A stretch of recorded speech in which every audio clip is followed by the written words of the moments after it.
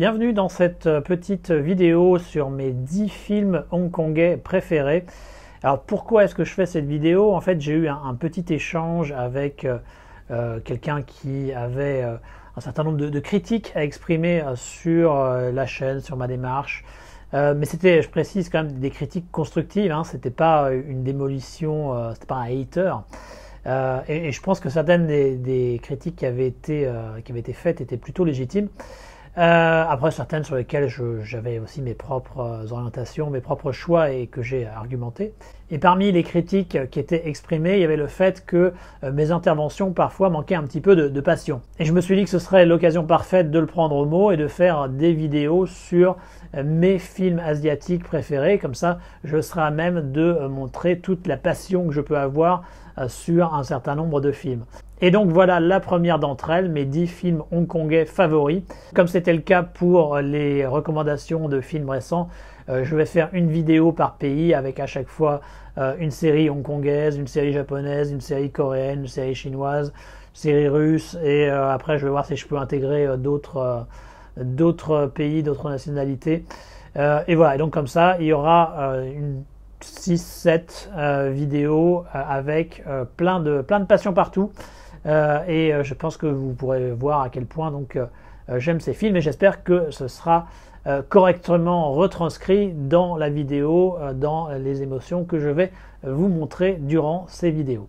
Petite précision par rapport au modus operandi, donc j'ai fait un espèce de classement de 10 à 1, mais en réalité tous ces films je les aime énormément, et c'est juste pour avoir quelque chose d'un peu ordonné dans la vidéo, et en pratique c'est des films que j'aime au même niveau, que je pourrais tout à fait changer de place à n'importe quel moment. C'est un peu en fonction de l'humeur. Il n'y a pas vraiment de ranking, il n'y a pas vraiment de rang spécifique par rapport à chacun de ces films. C'est tous d'excellents films que j'adore, et voilà.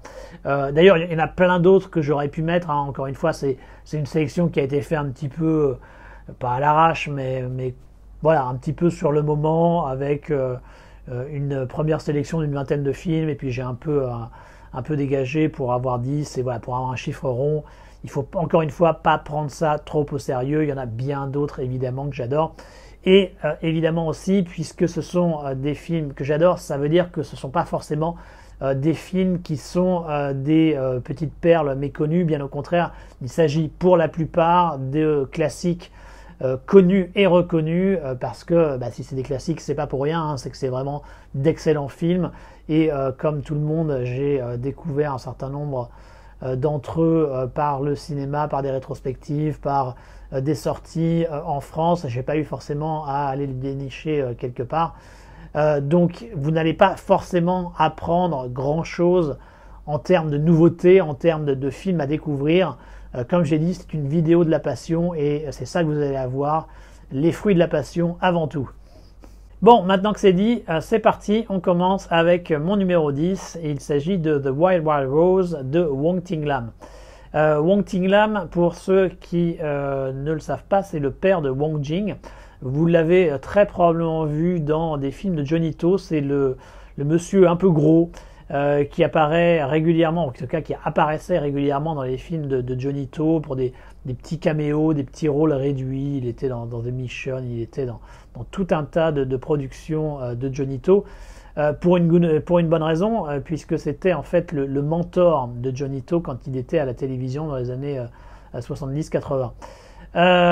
Et Wong Ting Lam, avant d'être devenu une sorte de figure protectrice pour ses réalisateurs en devenir à la télé, ça a été lui-même un metteur en scène, ça a été lui-même un réalisateur, et un réalisateur relativement important. Le truc, c'est qu'il est un petit peu oublié parce qu'il a beaucoup travaillé pour la Cathay, également connue sous le nom de MP&G, qui était le grand rival du cinéma en mandarin de la Shaw Brothers, et qui était dans une optique un petit peu différente par rapport à la Shaw Brothers. La Shaw Brothers, c'était davantage exploitation et représentation d'une Chine un petit peu fantasmée et ancienne. La Cathay, elle, c'était plus une société qui visait les classes moyennes et qui voulait s'inscrire dans une certaine modernité. Donc c'était beaucoup de comédie, comédie musicale, thriller, romance, drame, mais quasiment, enfin, l'essentiel de leur production se situait dans notre monde contemporain, notre monde moderne, entre Hong Kong, Singapour, différents endroits. Ils aimaient bien aller voyager un petit peu à travers l'Asie également. Et donc ça se fixait nettement moins dans ce côté Chine ancienne, comparativement.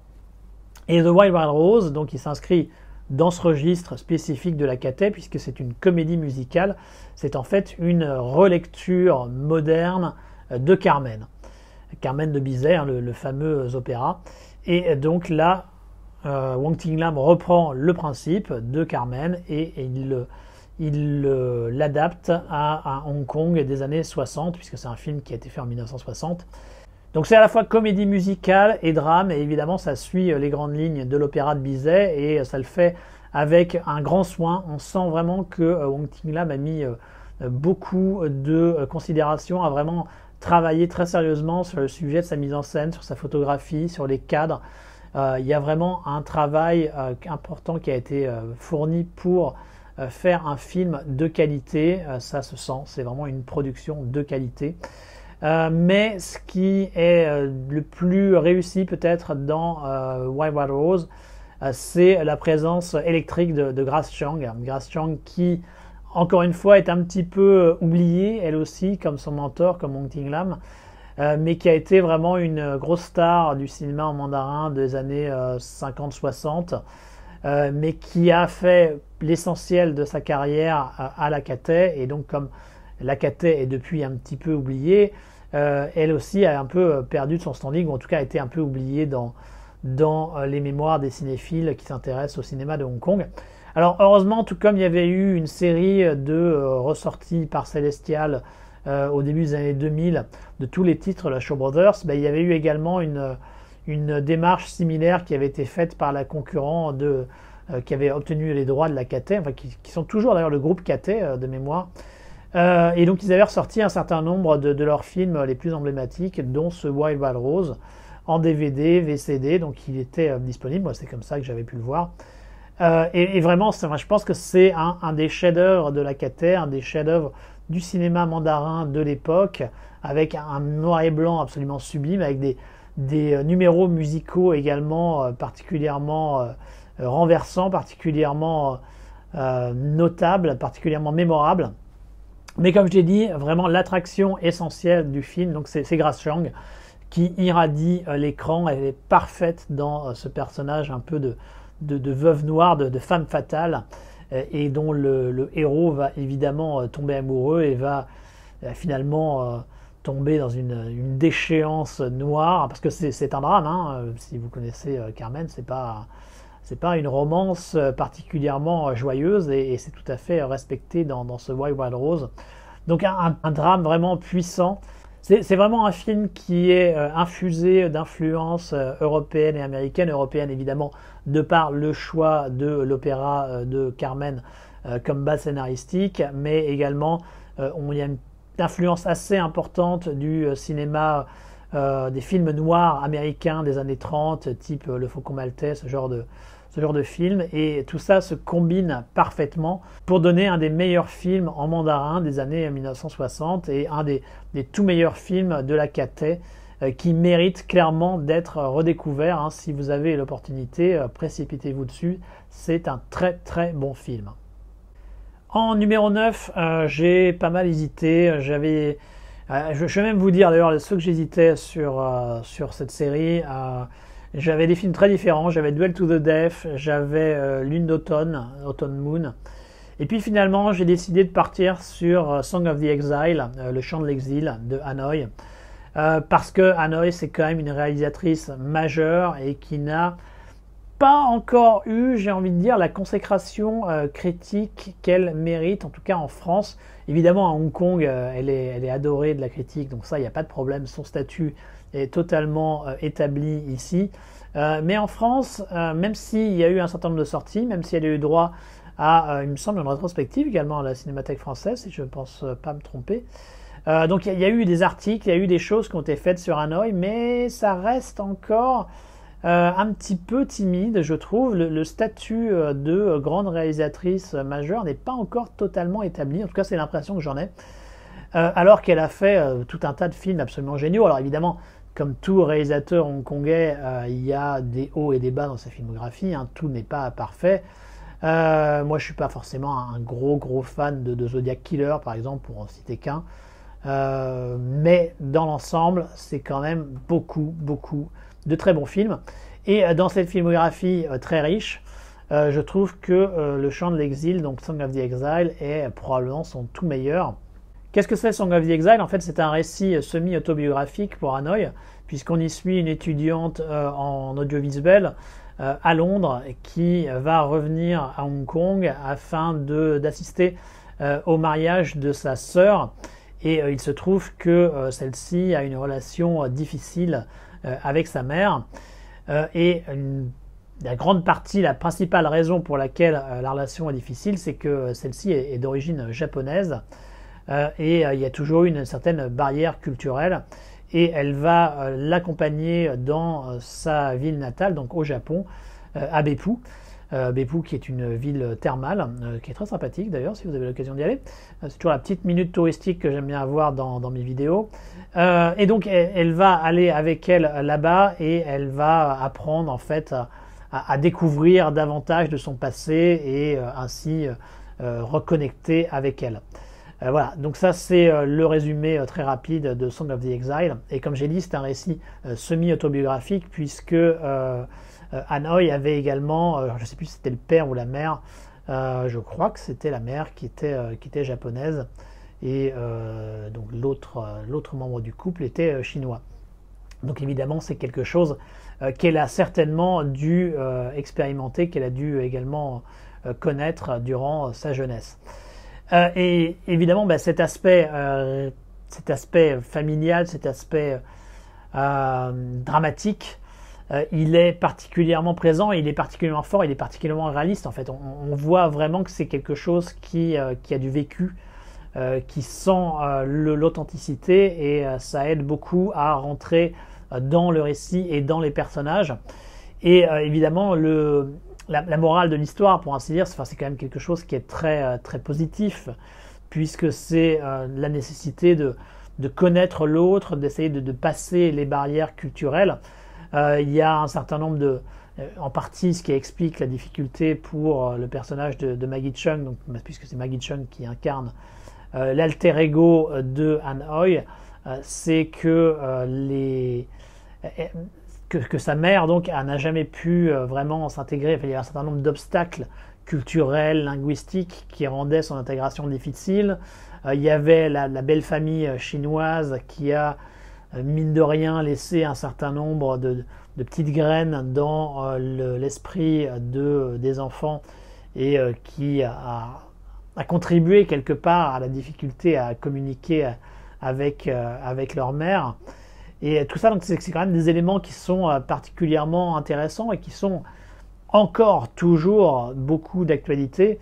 En plus, le fait que ce soit Japon, Chine, évidemment, ça en rajoute une couche de par l'histoire très complexe qui a été celle des deux pays durant le XXe siècle. Donc il y a vraiment tout un tas de thèmes particulièrement lourds, mais qui sont traités de manière très humaine, et c'est vraiment ça la force de Song of the Exile, c'est toute l'humanité qu'il y a dans le film, l'humanité, la tolérance, ce besoin d'essayer de se comprendre, ce besoin de passer toutes ces barrières, comme j'ai dit, culturelles, linguistiques, afin d'atteindre l'humain, afin d'atteindre le cœur, et c'est quelque chose qui est vraiment particulièrement bien restitué et ressenti en regardant Song of the Exile, qui pour moi est un des tout meilleur film de Hanoï. Alors en plus, on a droit donc à Maggie Cheung qui, à ce moment de sa carrière, commençait à vraiment devenir une actrice d'envergure, une véritable actrice, n'était plus l'espèce d'ancienne mannequin, ancienne reine de beauté qui jouait les potiches comme ça avait pu être le cas dans des films comme Police Story avant. Et là, donc, elle parvient également à bien incarner les différentes facettes du personnage. On a également un casting multi-ethnique, puisqu'on a la mère qui est jouée par une actrice taïwanaise, si je ne me trompe pas. On a également quelques acteurs japonais, évidemment, puisqu'à un moment ça part au Japon. Alors s'il y a une petite faiblesse que je devais faire valoir sur Song of the Exile, c'est que l'actrice taïwanaise est doublée par quelqu'un d'autre et que ça se sent quand même quand elle parle, tout particulièrement il me semble quand elle parle japonais, tu sens bien que c'est pas la même personne. Et ça c'est un petit peu problématique. Je dirais pas que ça fait sortir du film, hein, faut pas exagérer non plus, on fait avec. Mais c'est vrai que c'est un petit peu dommage. Ça nuit très légèrement à l'immersion qu'on peut avoir dans le récit. Voilà, bon, c'est un tout petit détail, c'est une toute petite critique. Ça n'empêche pas évidemment que Song of the Exile, c'est une œuvre majeure du cinéma de Hong Kong, une œuvre majeure de la filmographie d'Hanoï, qui elle-même est une réalisatrice majeure du cinéma de Hong Kong. Donc vous voyez, de majeur, au final c'est un film totalement essentiel. Si vous ne l'avez pas encore vu, un drame fort, mais avec des valeurs très très positives et qui ne pourra que vous rendre meilleur à la fin. Je change de registre pour mon numéro 8, et mon numéro 8 donc c'est AV de Edmond Pang, que celui-ci a réalisé en 2005. AV, c'est une comédie à petit budget. C'est un film qui, je trouve, parvient à vraiment capter cet esprit hongkongais un petit peu iconoclaste, un petit peu corrosif, avec un concept que je trouve absolument génial. Et de toute manière, la plupart des films de Edmond Pang, je trouve qu'ils ont toujours des concepts absolument géniaux. Donc ici, c'est une bande d'étudiants un petit peu losers, un petit peu déconneurs, qui sont fans d'une actrice de porno japonais et qui, de manière à pouvoir bien faire l'amour avec elle, décident de mettre en place un faux tournage de film porno dont ils seraient eux-mêmes les acteurs. Et voilà, donc un concept absolument génial.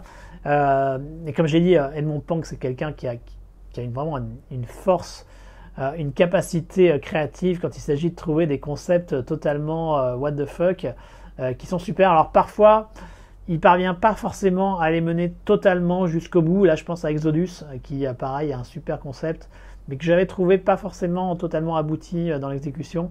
Mais dans l'ensemble, il se démerde vraiment très bien sur ses concepts et sur la manière dont il les exploite. Et dans AV, c'est le cas avec donc cette idée totalement saugrenue, mais qui va donner lieu à tout un tas de situations qui sont très étranges, très amusantes, qui sont assez hilarantes, avec tout un tas de personnages assez haut en couleur. Je pense tout particulièrement à celui qui est incarné par Jim Chin, un espèce de SDF rappeur qui est absolument délirant. Il est vraiment génial. On sent que c'est un film qui n'a pas été fait avec énormément de budget. C'est un petit peu raw, un petit peu amateur par certains côtés, mais ça participe au charme de l'ensemble. Ça donne ce côté très spontané, très naturel, plein d'énergie, plein d'idées. C'est vraiment très très sympathique, et il faut bien voir quand même que Edmond Pang, ça fait partie des derniers grands réalisateurs en activité à Hong Kong, ceux qui sont encore capables de faire des œuvres intéressantes malgré toutes les contraintes financières et maintenant de plus en plus de censure quand il s'agit de coproduction avec la Chine. Il a réussi vraiment à mener sa barque avec un talent particulièrement impressionnant. Alors je dis ça au présent, mais je crains qu'il faille le dire au passé, parce qu'il semblerait que, d'après certaines sources, il aurait émigré au Canada suite à l'adoption de cette fameuse loi de sécurité nationale qui fait beaucoup de mal à Hong Kong. Alors j'ai pas eu de confirmation officielle sur cette news. J'espère que c'est pas forcément le cas, même si je comprendrais aussi pourquoi il aurait décidé de le faire. Mais en tout cas, si c'est confirmé, ce sera quand même une grosse perte pour le cinéma de Hong Kong, et ça ne va probablement pas aider à une amélioration de la situation de l'industrie ici à Hong Kong. Mais en tout cas, sa filmographie dans l'ensemble à Edmond Pang est géniale. Vous pouvez voir l'ensemble des films qu'il a fait, hein, je veux dire, ils sont tous intéressants. Peut-être tout particulièrement sa trilogie des Puffs, dont le premier est vraiment excellent. Les deux suivants sont d'un bon niveau également, peut-être légèrement en dessous, mais ça reste parmi ce que le cinéma de Hong Kong a fait le mieux durant ces 2 dernières décennies. Et le tout meilleur, à mon humble avis, hein, et ce n'est encore une fois que mon avis, c'est ce AV qui est spontané, qui est drôle, qui est vivifiant, qui est tout ce qu'on aime dans le cinéma de Hong Kong, cette énergie, cette inventivité qui a fait son heure de gloire et qui, avec le temps, semble disparaître petit à petit. Mais en tout cas, il y a des films comme AV qui permettent d'en reprendre une petite dose. Donc n'hésitez pas à aller le voir si ce n'est déjà fait, ou à le revoir si vous l'avez déjà vu, puisqu'il était sorti chez Asian Star, je crois, chez nous en DVD. Donc vous pouvez certainement le voir sans trop de difficulté, donc ruez-vous dessus, c'est de la bonne. En 7e position, j'ai mis un film plus sérieux qui s'appelle From the Queen to the Chief Executive, réalisé par Herman Yeo. Herman Yeo, encore une fois, un réalisateur qu'on aime bien, enfin que j'aime bien évidemment. Un réalisateur qui est très versatile. J'aime bien son côté touche à tout, faire dans toutes les directions, faire un gros film d'action mainland, puis un truc un peu plus politique, puis une petite comédie par-ci par-là. Il part vraiment dans tous les sens, et je trouve que ça fait partie de son charme, ça fait partie des trucs les plus intéressants chez lui, cette capacité à aller dans toutes les directions. Et mine de rien, c'est assez fort, parce qu'il y a eu une période quand même où il était très catégorisé, catégorie 3, c'est le cas de le dire, où on voyait en lui qu'un réalisateur de films violents et sexuels, et tout en ne reniant pas cette facette de sa personnalité et de sa carrière de réalisateur, il a été capable de partir dans des directions très différentes. Et From the Queen to the Chief Executive, donc ça fait partie de cette veine, on va dire, politico-sociale d'Herman Yeo, parce que c'est quelqu'un qui, mine de rien, a des opinions politiques très affirmées, qui est très au courant des problèmes sociaux qui agitent Hong Kong. Il a fait d'ailleurs une thèse en sociologie il n'y a pas si longtemps.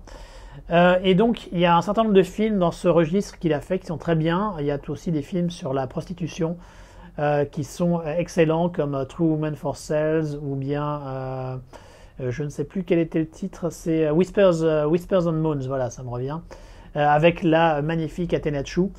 Donc des films qui sont très très sympas sur la prostitution, dans une facette un peu plus réaliste et moins commerciale, moins putassière, vulgaire, on va dire, que ça a pu être le cas dans les années 80-90.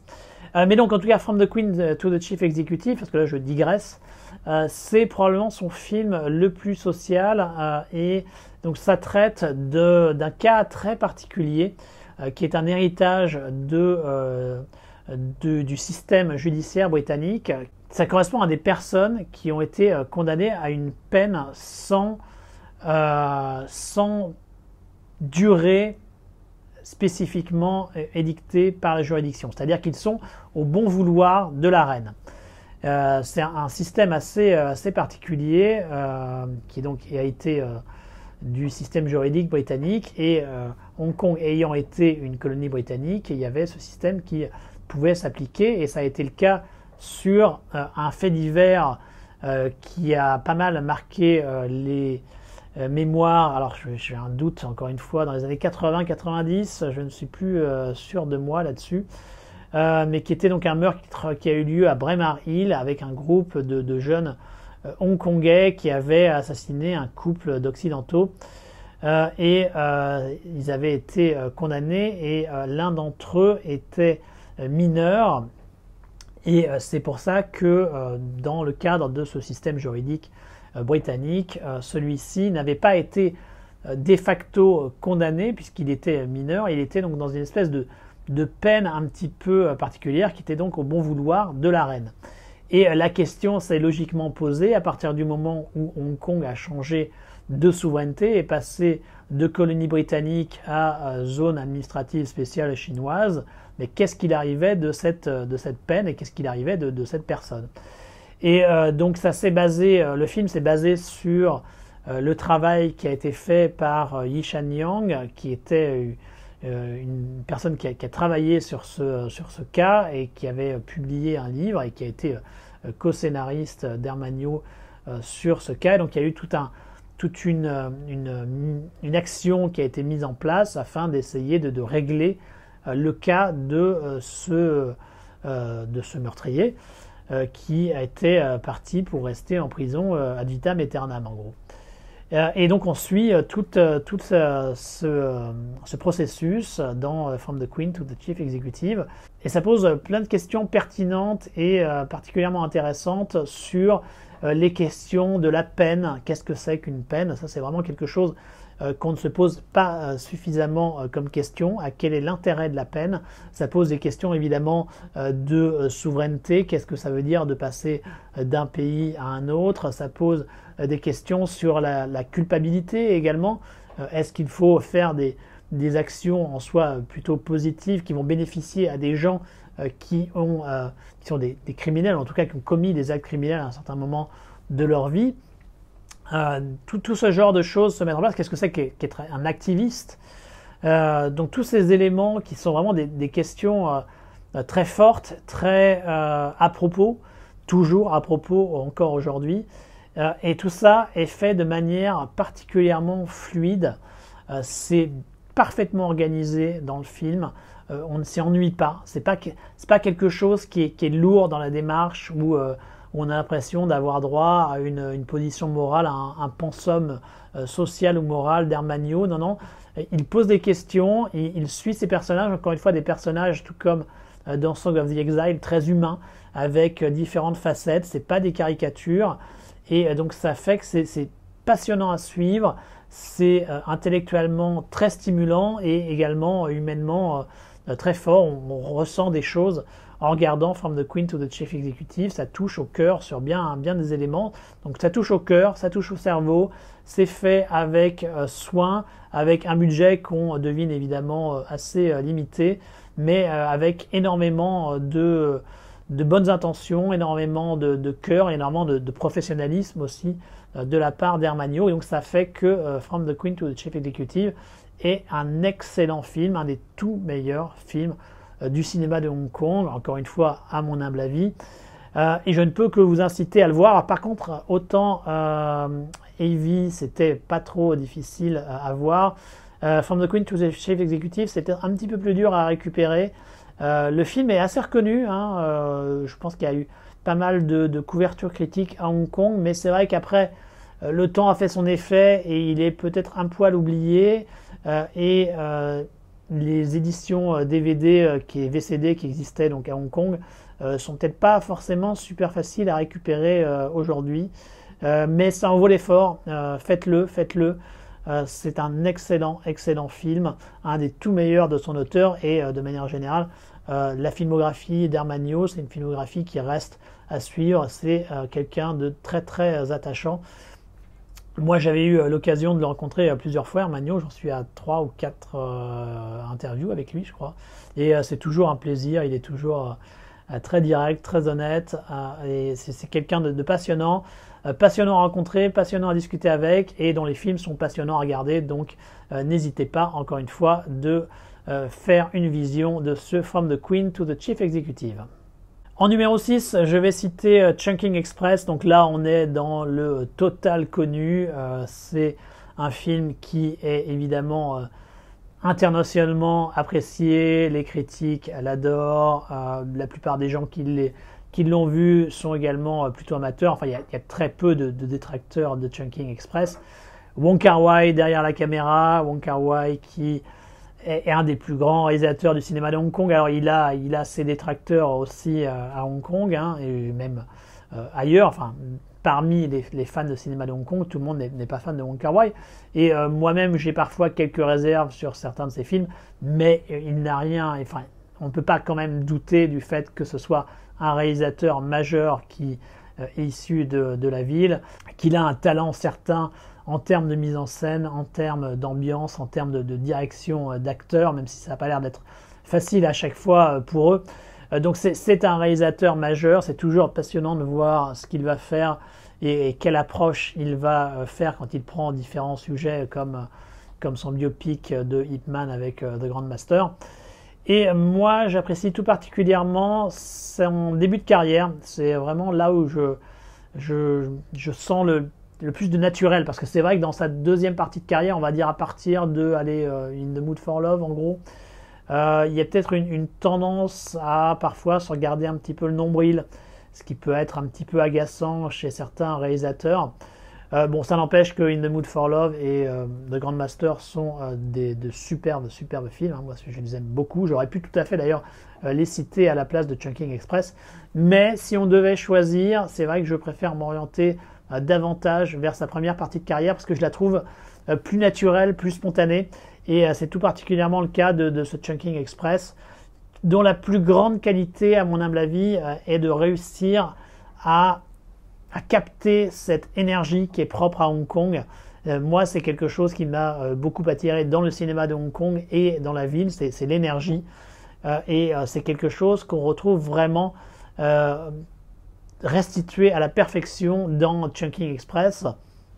Évidemment, il y a des acteurs ultra charismatiques, Brigitte Lin, Takeshi Kaneshiro, qui sont très bien, même si c'est surtout le deuxième segment, donc la partie avec le trio Tony Leung Chiu-wai, Faye Wong, Valerie Cho, que j'adore. C'est vraiment une partie que je trouve superbe, particulièrement touchante, particulièrement émouvante pour plein de raisons différentes, et qui, comme j'ai dit, réussit à capter parfaitement l'énergie de la ville, la vibe de Hong Kong, et rien que pour ça, ça en fait une œuvre absolument essentielle. Et alors par contre, contrairement à certains autres, je sais que Faye Wong a fait beaucoup d'émules grâce à ce film, et pour des bonnes raisons, hein. Elle est magnifique, elle est superbe dans Chungking Express, mais moi, celle pour laquelle j'avais craqué, c'était Valerie Cho. Et moi, j'aime beaucoup Valerie Cho. Elle n'a jamais eu la carrière qu'elle aurait mérité. Chungking Express et The Blade sont probablement ses films les plus connus. Elle avait fait deux trucs pas terribles aux États-Unis avec Wesley Snipes, Future Sports et Bridge of the Dragon avec Dolph Lundgren, qui était un peu triste quand même. Enfin, c'est une actrice que je trouvais absolument magnifique. Alors, peut-être pas la plus grande actrice du cinéma de Hong Kong, mais moi j'avais flashé à l'époque, donc évidemment ça fait que j'ai un rapport un petit peu plus personnel par rapport à Chungking Express à cause de ça. Mais donc un film magnifique à bien des niveaux, qui permet de restituer à la fois les difficultés qu'il peut y avoir à être à Hong Kong, dans la difficulté à communiquer à cause de ce rythme ultra soutenu qu'il peut y avoir, mais qui est quelque chose qui peut être également euphorisant et qui est parfaitement rendu par Chungking Express, à mon humble avis, et qui fait donc qu'il mérite d'être dans mes 10 films favoris de Hong Kong.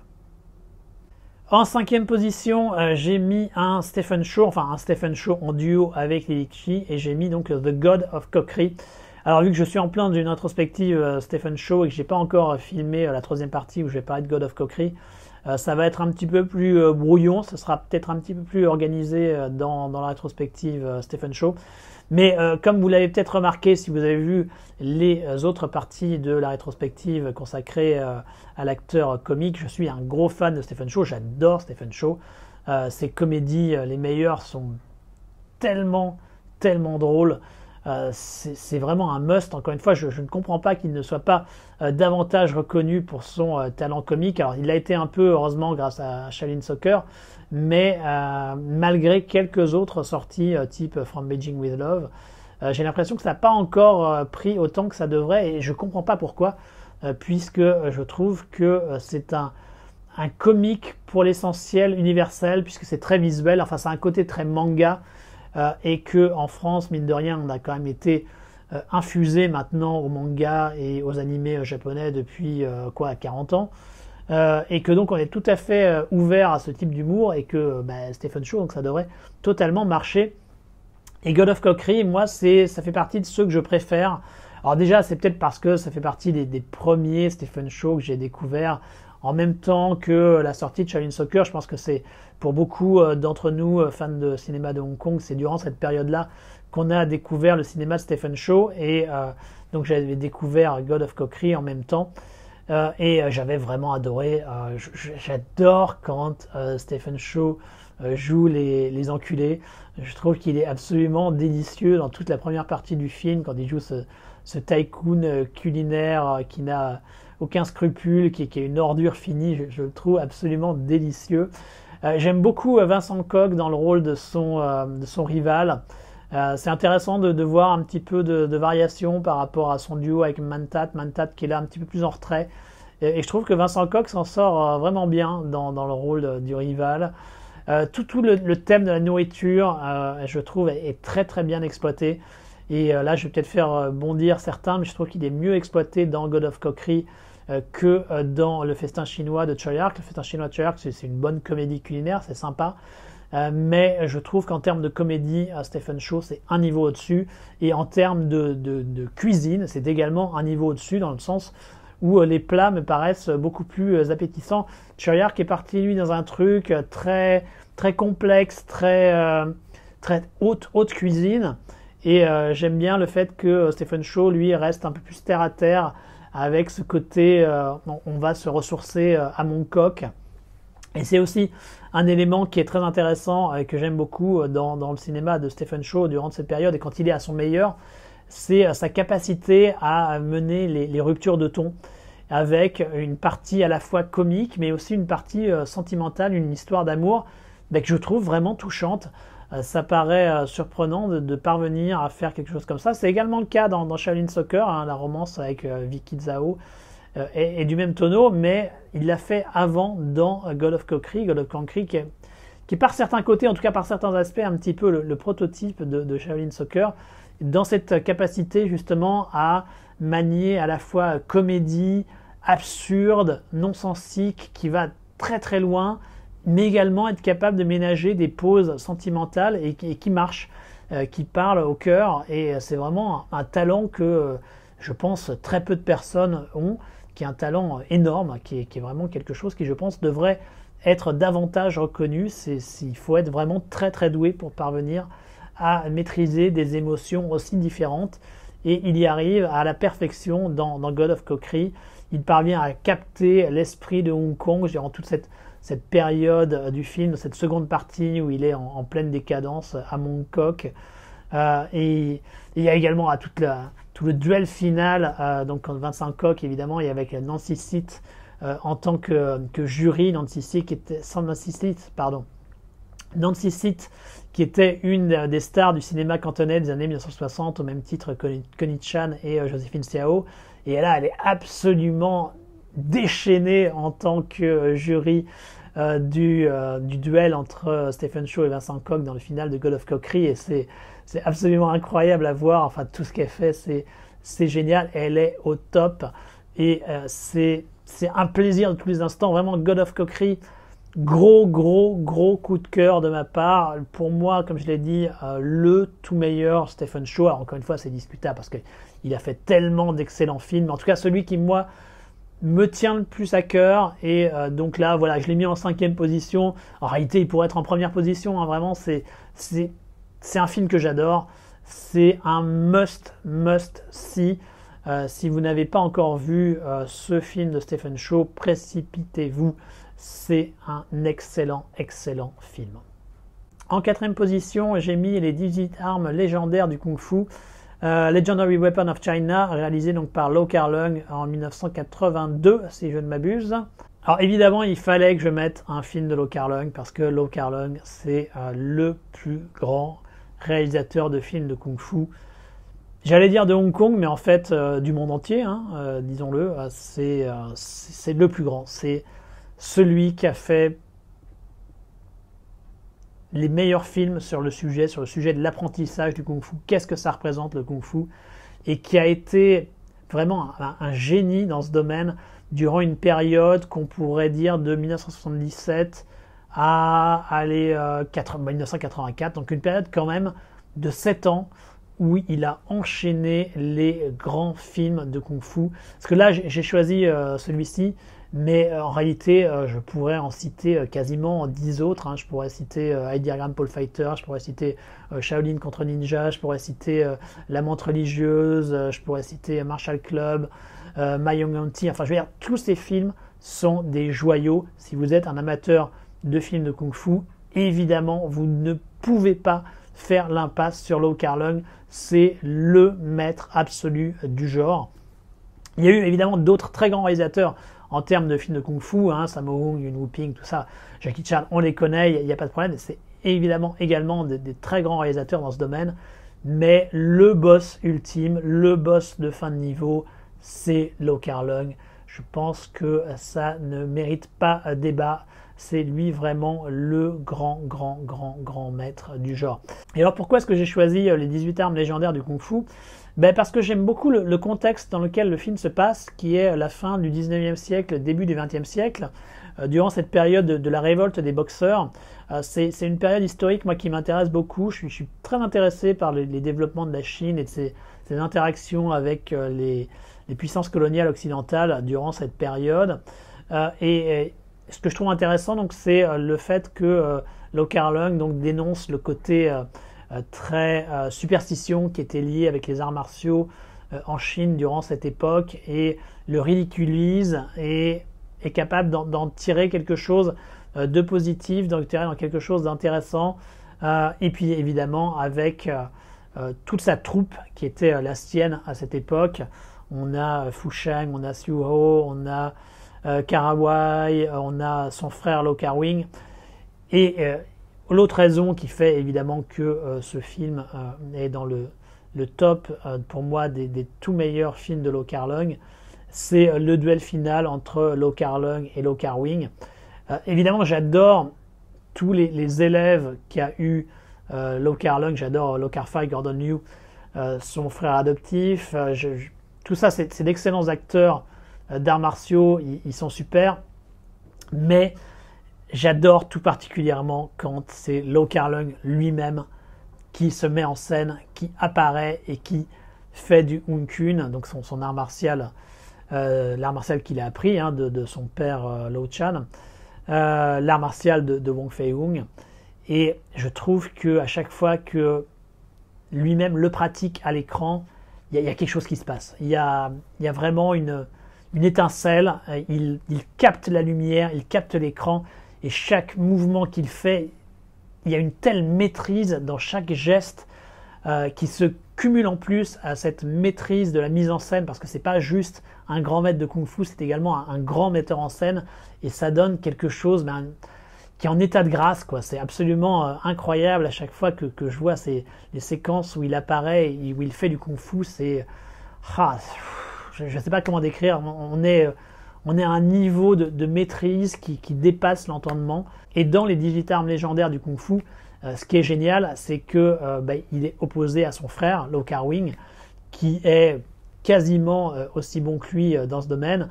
Et donc voir ces deux titans des arts martiaux, du cinéma de kung-fu, c'est l'extase absolue, quoi. Il y a rien à dire, hein. C'est absolument génial, c'est brillant. En plus, il passe avec toutes les fameuses 18 armes légendaires du kung-fu, les armes classiques du kung-fu. Ils en font chacun une démonstration, mais absolument brillante. C'est dingue, c'est dingue. C'est une certaine idée de la beauté du cinéma de kung-fu. Moi j'adore, je suis, comme j'ai dit, en extase absolue quand je vois ça. Et donc évidemment, je ne pouvais qu'avoir un film de Lau Kar-leung. Et comme j'ai dit, il pourrait y en avoir bien d'autres. Il y a plein d'autres films qui ont énormément de qualité également, qu'il a fait donc durant cette espèce de période incroyable de 77-1984. Mais les 18 armes légendaires du Kung-fu, grâce à son final, grâce à son contexte général, grâce à des bonnes petites séquences comiques également, et ça fait que pour moi il a une place particulière et je le mets généralement sur le podium au numéro 1 de la filmographie du grand maître, du plus grand réalisateur de cinéma kung-fu qu'est Lau Kar-leung. En troisième position, j'ai mis La Danse du Lion, The Young Master de Jackie Chan. Alors j'ai beaucoup hésité là aussi, j'ai hésité à mettre Dragon Forever parce qu'il fallait forcément avoir un Jackie Chan et puis Dragon Forever avait l'avantage de mettre également Sammo dans le mix, qui évidemment Sammo c'est du bonheur. Et puis finalement je suis parti sur The Young Master, sur La Danse du Lion. Pourquoi? Parce que La Danse du Lion, c'est un film qui m'a beaucoup influencé. C'est un film qui est à la croisée des chemins, et ça je trouve que c'est passionnant à analyser, parce que c'est un film donc, qui est à la croisée des chemins entre le Kung Fu old school, tendance Drunken Master, tendance Secret Rivals, et la nouvelle expression du cinéma d'action hongkongais. Et cet instant charnière qui a lieu dans The Young Master, en fait, il est symbolisé par deux combats. Le combat old school ultime, qui est le combat de Jackie Chan contre Fan Mei Chang, le père de Fan Siu Wong, avec l'éventail, pour lequel il a dû refaire une prise, je ne sais plus combien de fois maintenant c'est, mais un nombre absolument incalculable de fois pour l'avoir correctement, et qui est un film avec ce rythme old school, ce rythme un petit peu haché dans les mouvements, mais qui permettait d'avoir des prises extrêmement longues où il y avait genre 20 à 30 enchaînements dans un plan, et qui était assez intéressant, hein. Moi j'aime bien ce type, mais qui avait pour défaut, on va dire, ce rythme un petit peu haché. Et il y a la scène qui, elle, fait entrer le cinéma hongkongais dans ce côté action moderne, qui est la scène avec le super kicker coréen Wang Ying-sik, quand celui-ci est délivré par ses trois comparses et qu'il se met à défoncer les gardes, et qui a un montage nettement plus agressif, où il n'y a plus ce côté chorégraphie hachée old school, mais quelque chose de beaucoup plus hargneux dans le montage, et qui va être la marque de fabrique du cinéma d'action des années 80 de Hong Kong, et qui est aussi un style d'action que je suis particulièrement friand. Et donc avoir ça dans le même film, avoir ça dans The Young Master, je trouve ça absolument fascinant. Et il y a une autre raison qui fait que The Young Master a une place toute particulière dans mon cœur, c'est que moi, je me suis mis aux arts martiaux parce que j'étais particulièrement impressionné par les super kickers du cinéma de Hong Kong. Et évidemment, Wang Zhongli, dans Drunken Master, il m'a énormément influencé. Je trouve encore aujourd'hui que c'est un artiste martial absolument incroyable. Il a des techniques, mais d'une fluidité, d'une perfection qui sont mais out of this world. Enfin, c'est limite un extraterrestre. Mais celui qui m'a le plus influencé, c'est Wang Ying-sik. C'est le grand méchant de The Young Master qu'on retrouve dans Dragon Lord, et qui était également dans tout un tas de films de la Golden Harvest, mis en scène par Wong Fung, ou bien avec l'aide de Sammo Hung, des films comme Hapkido, des films comme The Tournament, des films comme ça donc, et qui, moi, la première fois que j'avais vu The Young Master, m'avait totalement ébloui. La fameuse séquence dont je parlais, donc quand il est délivré, où il défonce tous les gardes, mais surtout lors du final, la démonstration d'Hapkido qu'il fait durant le final, mais encore aujourd'hui, je ne m'en lasse pas, je me la suis regardée en VHS, mais des dizaines et des dizaines de fois. C'est tellement brillant, ce mec est dingue. Il a encore une fois, tout comme Wang Zhongli, une perfection dans ses techniques de point-pied, mais également cette combinaison des clés, des différentes locks qu'il fait, c'est dingue, c'est absolument dingue. Et c'est ce qui m'a poussé, moi, à me mettre aux arts martiaux et à me mettre au taekwondo, puisque là où j'étais, il n'y avait pas de club d'Aikido, malheureusement, donc je m'étais mis au taekwondo. Et donc forcément, ça a laissé une trace, sur moi. Et donc ça a une place particulière, comme j'ai dit, dans mon cœur. Et c'est pour ça que The Young Master doit faire partie de mes 10 films favoris hongkongais, parce que ça a influencé une partie de ma vie, et ce qui fait que j'en suis là à faire une vidéo comme ça, que je suis à avoir fait un certain nombre d'arts martiaux dans ma vie, et que je suis à être à Hong Kong aujourd'hui. Quelque part, je le dois en partie à un super kicker coréen, c'est assez amusant, à Wang Ying-sik, qui d'ailleurs continue à enseigner au Canada. Donc si vous êtes au Canada, vous pouvez aller apprendre sous la tutelle de Wang Ying-sik. N'hésitez pas à le faire, parce que le mec est quand même hallucinant, et même si encore maintenant il a dans les 70-80 ans, je crois, d'après les quelques vidéos que j'ai pu voir de lui assez récemment, il est encore en bonne forme pour quelqu'un de son âge, et je pense que vous allez apprendre plein de choses si vous allez vous mettre sous sa houlette. Mais en tout cas, si vous ne pouvez pas apprendre sous la houlette de Wong Yik-sik, vous pouvez toujours regarder Young Master, La Danse du Lion, et voir ce que c'est que d'approcher la perfection martiale dans le film de Jackie Chan, le second film, mais que moi j'aurais tendance à considérer comme son premier vrai grand film d'arts martiaux, puisque je ne suis pas un grand fan de Fearless Sienna, La Hyène Intrépide, qu'il avait fait un petit peu avant pour le Wai, et je vous recommanderais bien davantage donc La Danse du Lion. En deuxième position, j'ai mis évidemment un Choiark, et oui, il fallait forcément avoir un Choiark, et donc j'ai mis Pékin Opera Blues, qu'il a réalisé en 1986, qui pour moi est le film où il est le plus capable de mélanger les genres. C'est quelque part, c'était un peu la marque de fabrique de Choiark durant son âge d'or. Quand je dis âge d'or, c'est discutable en fait, parce que on pourrait tout à fait arguer que son âge d'or en réalité c'est la première moitié des années 1990, mais moi j'ai une sympathie toute particulière pour le Choiark des années 1980, et je trouve qu'il était à son tout meilleur sur Pékin Opera Blues dans cette capacité à mélanger tout un tas d'ambiances différentes, à faire quelque chose, une romance touchante, à faire un sujet politique, à faire un film d'action, à faire une comédie drôle, à faire un moment limite un petit peu érotique également. Enfin, il est capable de couvrir un spectre de genre qui est absolument dingue, tout ça dans le même film, tout cela avec un rythme à 200 à l'heure qui était aussi sa marque de fabrique et qui est quelque chose que j'aime beaucoup. C'est cette fameuse énergie de Hong Kong et du cinéma hongkongais que j'appréciais tant et que je continue à apprécier autant. Et ça, c'est tellement présent dans Pékin Opera Blues, c'est absolument dingue. D'autant plus que, mine de rien, il était quand même, il devait faire face à des contraintes qui n'étaient pas négligeables, puisque pour un film censé se passer à Pékin au début du XXe siècle, reconstituer le Pékin de cette période à Hong Kong, c'était quand même pas gagné. Et je trouve qu'il y arrive avec une direction artistique de toute beauté. Évidemment, on a un casting fabuleux. Boy Jetlin, évidemment, est superbe.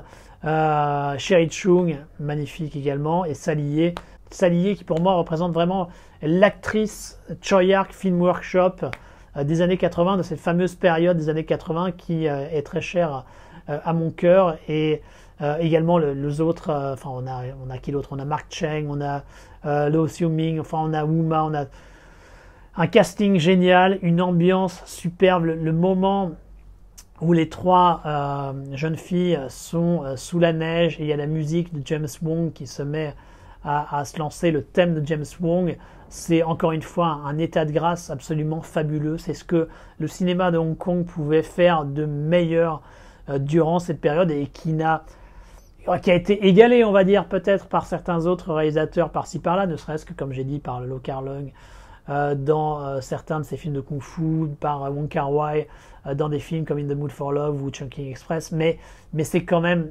c'est du cinéma dans tout ce que ça peut avoir de plus beau, de plus touchant, de plus fort. C'est un chef-d'œuvre du 7e art, un chef-d'œuvre du cinéma de Hong Kong. Un Choiark donc qui part en toutes les directions, mais c'est comme ça qu'on l'aime. En tout cas, moi, c'est comme ça que je le préfère.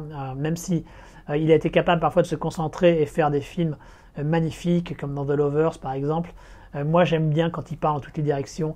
C'est ce Choiark que j'aime là, et il a, pour moi, jamais fait aussi bien que sur Pékin Opera Blues, qui, étonnamment, fait partie des rares Choiark à ne pas encore avoir été sorti en France. Je sais qu'il y a un certain nombre de personnes qui s'en plaignent à juste titre. Donc, éditeurs français, n'hésitez pas, faites quelque chose. Il faut sauver le soldat Choiark, il faut sauver Pékin Opera Blues et il faut le rendre accessible en France. Donc sortez-le, faites-le avec une édition de qualité puisqu'il le mérite. Moi je suis disponible si vous avez besoin de faire quelques bonus sur le sujet. Donc grand film impératif. Et donc j'espère qu'il sortira un jour en France de manière à ce que sa perfection, son sublime soit reconnu par plus de spectateurs français. Et puis j'ai mis en position numéro 1 le Syndicat du crime de John Woo. Évidemment, c'était un petit peu une évidence puisque quelque part, si je me suis autant lancé dans le cinéma de Hong Kong et si j'en suis ici également, tout comme pour The Young Master, c'est également grâce à l'œuvre de John Woo et tout particulièrement grâce au Syndicat du crime. Le thème de l'amitié, cette amitié flamboyante, particulièrement forte, c'est quelque chose qui évidemment m'a beaucoup touché quand je l'ai vu à l'époque de ma vie et qui reste encore très touchant. Le Syndicat du crime, qui est un titre français que je déteste d'ailleurs, donc je vais passer Better Tomorrow parce que j'aime beaucoup plus le titre anglais. C'est un film qui est d'une richesse inégalée, qui à chaque vision est encore capable de recéler des choses qu'on n'a pas vues et qui nous permettent de ressentir des émotions particulièrement fortes. C'est un film qui m'a quelque part poussé à aller à Hong Kong et à m'intéresser à cette filmographie et donc auquel je dois une partie de ma vie. C'est John Woo à son meilleur. Tout comme pour Jackie Chan ou d'autres réalisateurs, Wong Kar-wai, j'aurais pu citer d'autres films qui sont peut-être plus aboutis que le Syndicat du crime. J'aurais pu citer The Killer. Je pense que The Killer est un meilleur film que le Syndicat du crime. C'est celui dans lequel il est peut-être le plus abouti thématiquement et stylistiquement. Mais j'ai une affection particulière pour Better Tomorrow parce que je trouve que c'est encore une fois, tout comme The Young Master, un film charnière, un film où il y a l'ancien John Woo et le nouveau John Woo, où on sent qu'il y a vraiment toute une volonté, toute la hargne, tout le cœur de John Woo qui est mis là de manière à faire quelque chose qui soit propre à ce qu'il a envie de dire, qui soit propre à sa personnalité, qui soit propre au moment où il vivait également, et donc avec des émotions très brutes. Et c'est ça que je trouve particulièrement touchant dans Better Tomorrow, c'est ce côté très franc, très honnête et très brut, très vrai dans ses émotions, qui fait que ça touche forcément au cœur quand on le regarde.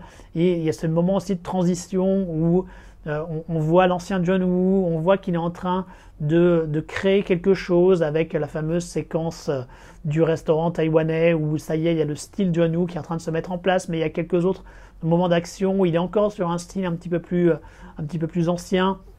Et donc tout ça se mélange et donc ça en fait un film, encore une fois, particulièrement fascinant et intéressant à regarder. La discussion également, quand ils sont en haut de la colline, c'est tellement fort, tellement vrai et tellement puissant, d'autant plus maintenant que que les lumières de Hong Kong semblent diminuer. Donc revoir des scènes comme ça, c'est très très fort, c'est des émotions à l'état brut et donc ça en fait un film qui ne pouvait qu'être dans mon top 10, dans mon top des films favoris qui sont venus de Hong Kong. Et voilà donc A Better Tomorrow. Évidemment, comme j'ai dit, c'est un classique absolu du cinéma de Hong Kong. Vous l'avez probablement vu. Si ce n'est pas le cas, évidemment, vous devez aller le voir. Et si vous l'avez vu, écoutez, revoyez-le à nouveau parce que c'est un film où il y a toujours des choses à apprendre et à découvrir. Donc, continuez à le regarder en boucle. Voilà, donc c'était 10 films de Hong Kong, mes 10 films de Hong Kong favoris. Je pense pas que vous ayez découvert grand chose, comme je l'ai dit, mais c'est pas grave. Le but, c'était de vous transmettre ma passion pour ces titres. J'espère que ça a été le cas. J'espère que vous avez ressenti tout le plaisir, tout le bonheur et tout l'amour que j'ai envers ces films.